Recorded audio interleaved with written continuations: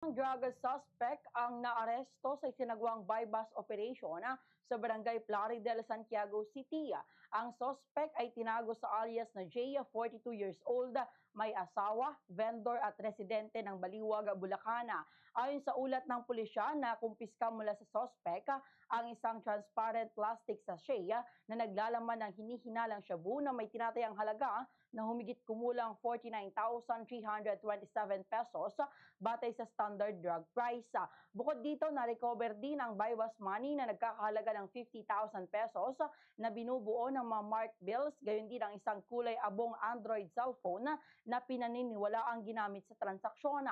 Isinagawa ang operasyon ng City Intelligence Unit ng Santiago City Police Office bilang lead unit katuwang ang Police Station 2 sa ilalim ng koordinasyon ng Philippine Drug Enforcement Agency o PDEA.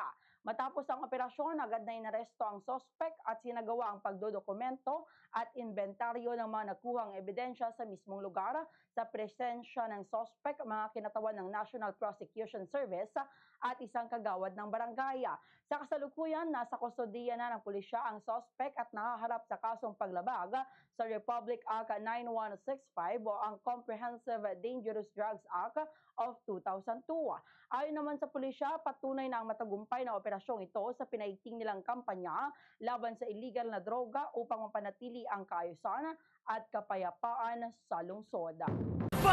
Sa Radyo Bombo!